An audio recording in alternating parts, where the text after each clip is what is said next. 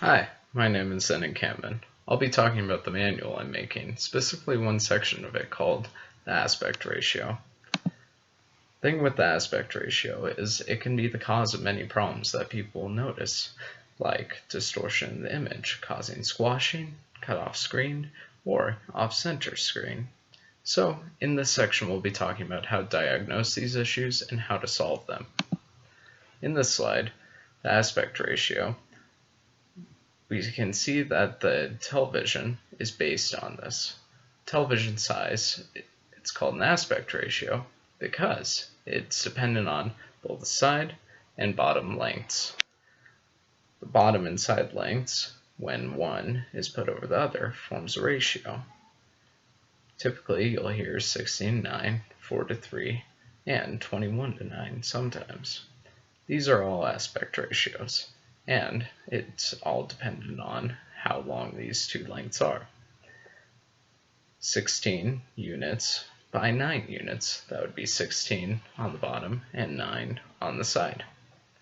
And this can be any length. It could be 9 inches, 16 inches. That's still a 9 to 16 ratio. It's just very small. So this used to be based on film that was made in 4:3 or 16:9 ratios, but now it's mainly based on pixels. And you can have a 1080 screen, say that's 4:3. All it would have is 1080 has 3 units, then 4 as the bottom units of pixels. Or you can have 16:9 where 9 units are 1080 pixels and then 16 units of whatever amount of pixels that would be. But the typical standard for televisions is 16:9, and that is usually what movies are made in for now. And quality, based on HD and Ultra HD, is usually dependent on the pixels on the side, because you can change the aspect ratio simply by making the screen wider. Here we can see that multiple screens with different aspect ratios compared to other screens with other aspect ratios. Usually they'll cause black bars and won't fit the screen properly, or won't use it fully.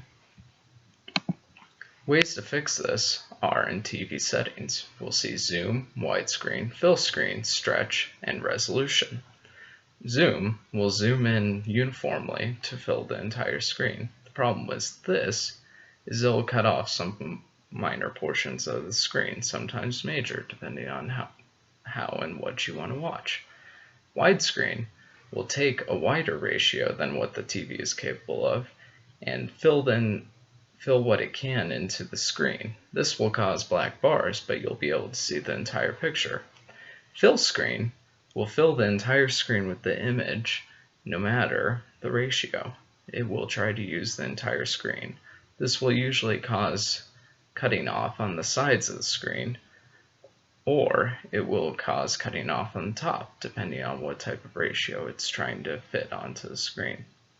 Then there's stretch, where it will take a less wide ratio on a wider screen and stretch it across the screen so that it'll fit the screen a whole lot better. This, however, will distort the image. Then there's resolution. The only problem with resolution is when you're deciding a specific resolution.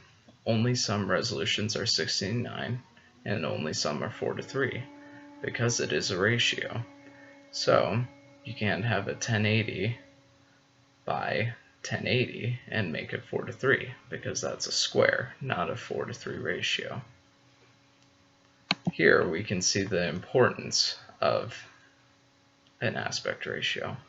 Which one do you think is the incorrect image? The left image. The left image is a squashed version of the man. The cause of this is that a 16:9 ratio was put on a 4:3 screen, and I suspect that fill screen was filled, or fill screen was used. Fill screen then squashed the image so that it would fit on the screen. Thank you for listening, and I hope you have a great time with your TV.